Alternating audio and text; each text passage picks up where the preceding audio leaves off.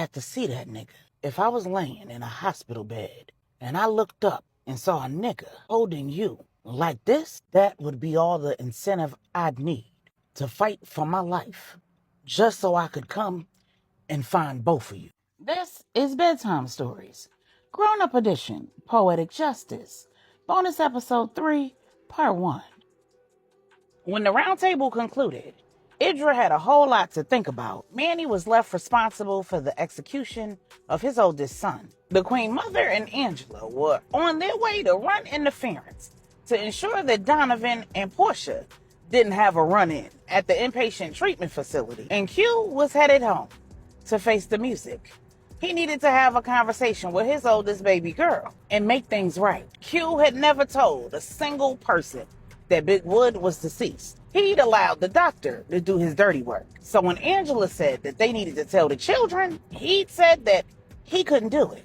It was too much for him to handle emotionally. And Angela understood, or at least she thought she did. At the time, she thought that her husband was going through it. And he was. But not because Big Wood was dead. Because Big Wood had a long way to go before his body would be healed. And it was clear that his mind might never be what it once was. And that was enough to grieve all by itself, carrying the secret that the man was alive and allowing all of the people whom Big Wood loved and who loved him to believe that he was dead was an animal of a whole nother kind.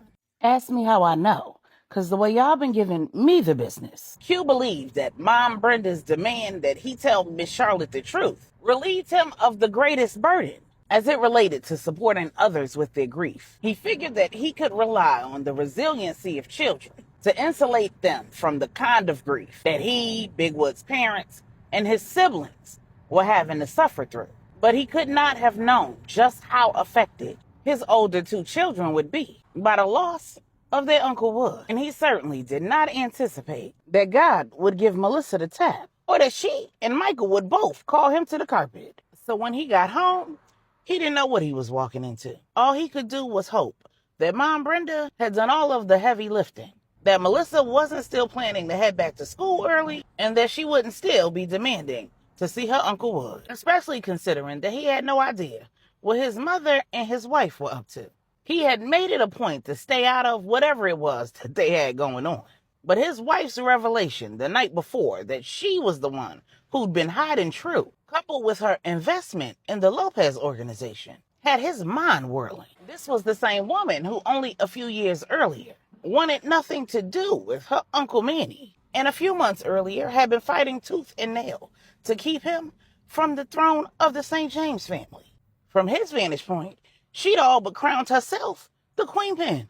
So when Q walked into the sitting room and Melissa was waiting for him there, he was not ready to face the music. Melissa said, "Daddy, I hope your meeting went well. I want to apologize for not giving you the benefit of the doubt. I should have realized that you were doing what you always do, protecting us. But I hope you know that I'm not a little girl anymore. A man tried to hurt me, and I killed him.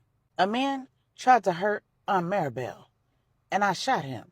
And if that was all a part of God's plan, the same God who told me that my Uncle Wood isn't dead, then I believe that it's also a part of his plan that I stay home and help my Uncle Wood. He's going through something that you don't understand, and you're trying to help him, but you don't know how. I forgive you for having Mommy lie to me. But if you want to make it up to me, you'll take me to him." Q was flabbergasted. On the ride over to the roundtable meeting, he and Angela watched the video from the hospital. They saw True go in and Bosch wait in the hall. They also saw when the medical team rushed in, rushed True out, and True fell into Bosch's arms. Q had looked at Angela and said, "If I was laying in a hospital bed and I looked up and looked through a window and saw a nigga holding you like this, that would be all the incentive I'd need to fight for my life, just so I could come and find both of you." Angela said, "Do you know how crazy that sounds? That's scary as hell. True is pregnant with Wood's baby." Q said, "Even more reason why I'd have to see that nigga."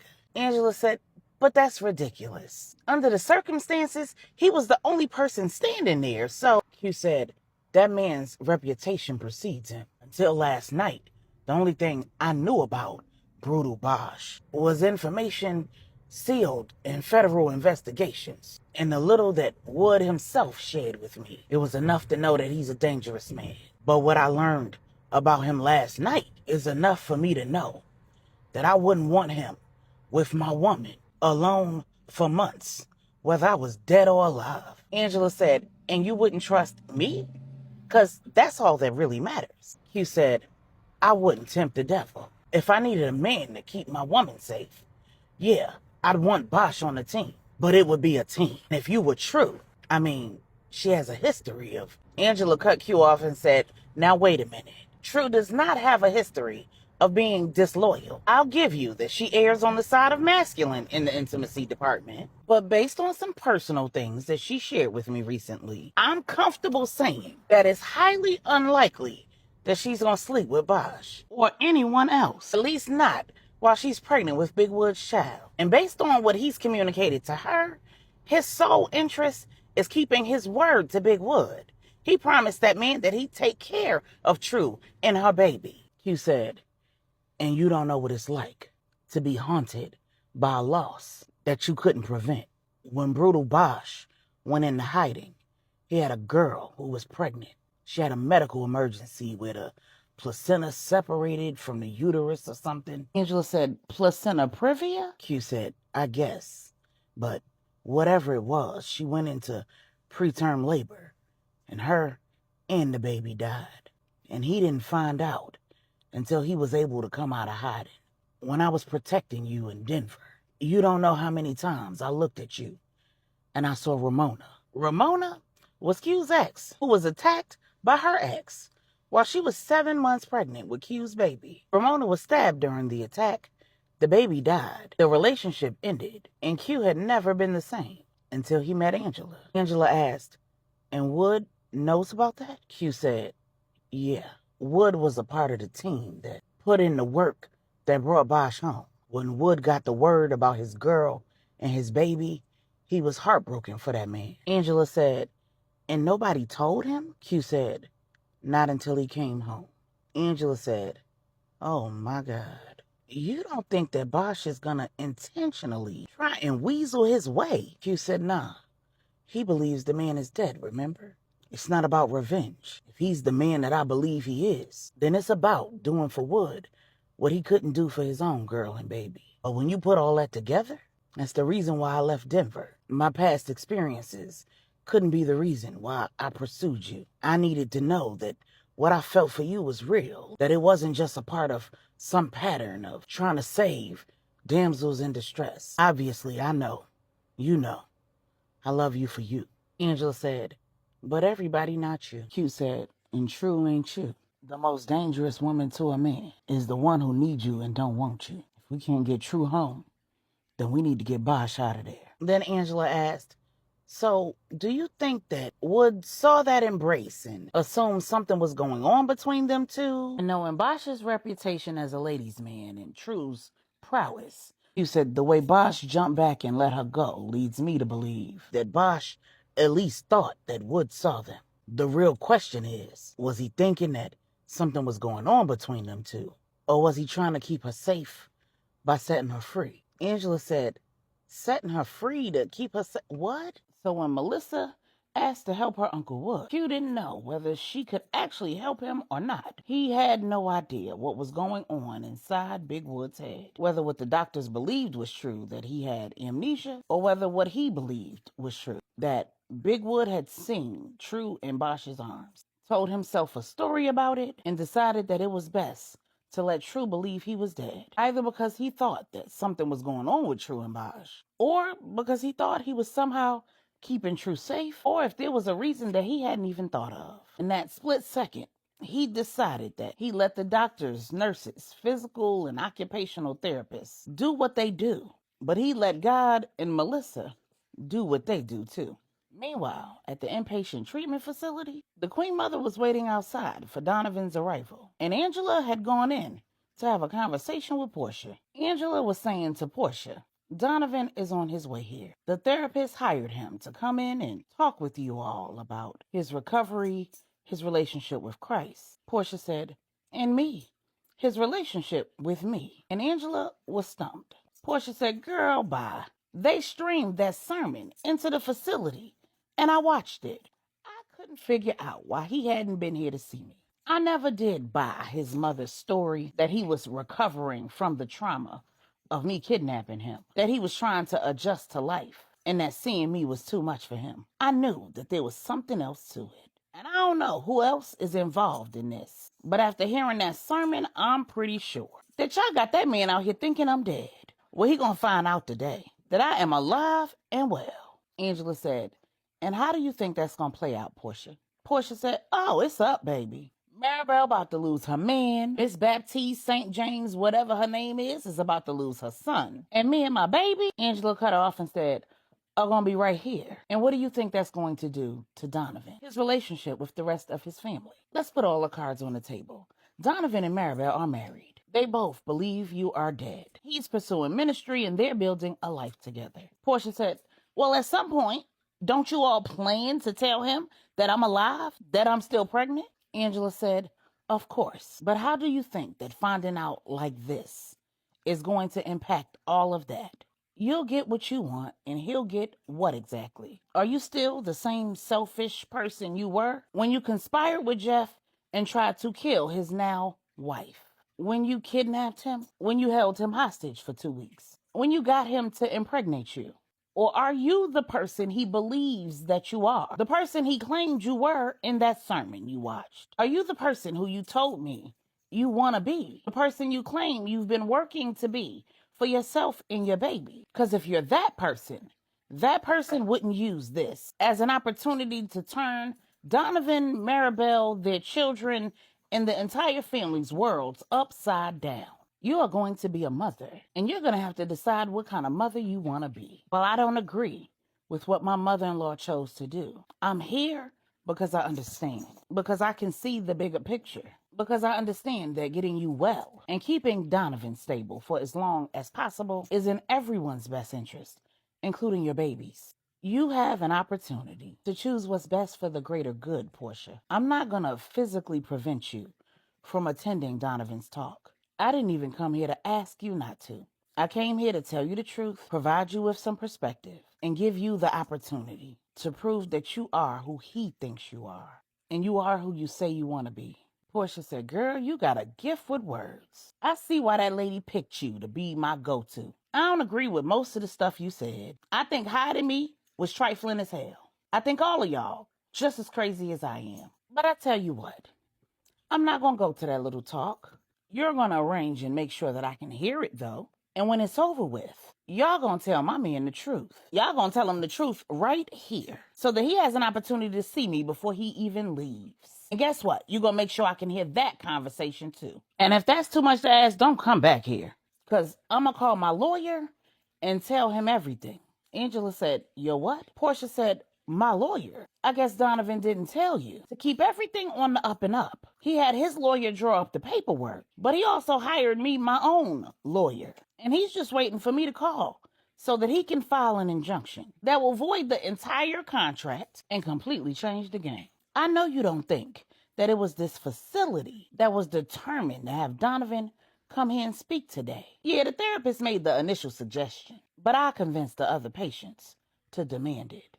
Child, after Porsha had seen Donovan's sermon, she called her lawyer and informed him that Donovan hadn't been upholding his end of the contract because he hadn't been to the facility to visit her. She'd had him draw up paperwork for the injunction and wait for her follow-up phone call. Then she approached the therapist about having Donovan come in for the talk. And when the therapist said that he'd already suggested it, she'd gone around the facility and talked to everyone who'd watched the sermon and convinced them all to request a special appearance by Minister in Training, Donovan St. James, and the facility had made it happen.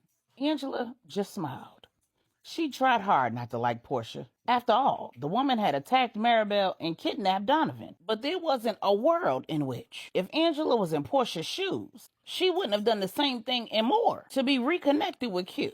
And she wouldn't have needed to be crazy to do it. When Angela left Porsha, The Queen Mother was waiting for her. Angela said, I hope that you're prepared to have that conversation with Donovan as soon as he finishes. The Queen Mother said, no, I told him that I need to talk with him and Maribel when she gets back to town. Angela said, yeah, no, that's not going to work. Donovan held an impassioned talk with the patients at the facility. Not only were the staff impressed, but the patients were enthralled. They were captivated by his story, intrigued by his progress. The therapist had told him that there were 2 patients who were currently in the facility who were there when he was. But due to patient-doctor confidentiality, he hadn't provided Donovan with their names. Only one of those patients was in attendance at his talk. So when he was done, he asked the therapist, where's the second person? Did he or she change their minds about attending today? The therapist said, I guess so. And that's kind of strange because the patient was very adamant about having you come here and excited to hear what you had to say and ask you some questions. So I don't know what could have happened. What I do know is by the patient's reception of you today, we'll certainly be asking you to come back. Donovan said, I'd love to. When Donovan and the therapist finished talking, Donovan walked over to the Queen Mother and Angela and said, thank you both for coming to support me today. I really appreciate it. Angela said, it was my pleasure, Donovan. It looks like you've truly found your calling. Then the Queen Mother said, let's go into one of the meeting rooms. We need to talk. Inside the room, the Queen Mother said, Donovan, first let me say that this was all my doing and my idea.